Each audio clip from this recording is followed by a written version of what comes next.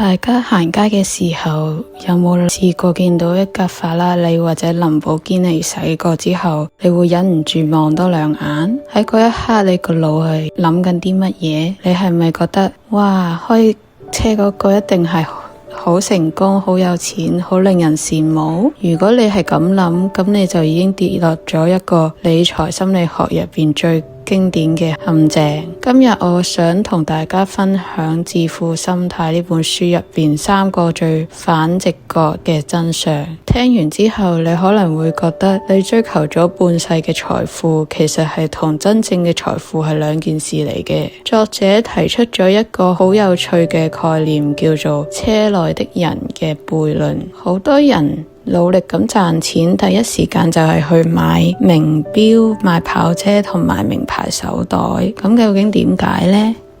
因為我哋潛意識咁覺得呢啲奢侈品可以幫我哋贏到人哋嘅尊重同埋讚賞。但係現實係點？當你開住法拉利喺條街度好威嘅時候，路人望住你，佢哋心入面其實係覺得如果我係坐喺車入邊嗰個人，咁我就好型啦。你發現到呢個問題未？路人望住係嗰架車，而唔係開緊車嘅你。佢哋係透過緊架車去幻想緊自己成功個樣。喺佢哋眼入面，你只係一個嚟支撐佢哋幻想嘅背景，你本人反而變咗隱形。最後我想講一個理財最難學嘅技能，就係學識咗點樣叫個終點線停低。理財世界入邊最可怕嘅唔係窮，而係你永遠覺得唔夠。書入邊舉咗一個例子，一個已經擁有幾億美金嘅富豪，為咗賺嗰一筆佢根本唔需要嘅錢，竟然去冒險做內幕交易，最後名譽掃地入獄收場。點解？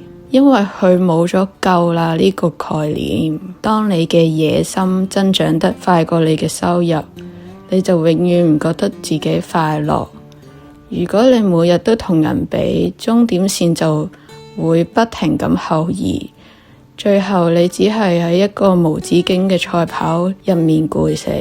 講到最後，其實《致富心態》呢本書想講俾我哋知嘅係，理財從來都唔係計數，而係同自己心理嘅搏鬥。你唔需要係天才，唔需要有180嘅 IQ， 只要你可以抑制住你自己嘅虛榮心，分清楚富有同財富，並學識咗喺適當嘅時間講一句夠啦，你就已經贏過好多人。你呢？你心入邊嘅終點線定咗喺邊度？歡迎喺下面留言話我知。如果你鍾意今日呢類說書嘅分享，記得 like 我條片同訂閱我嘅頻道。我哋下條片再見，拜拜。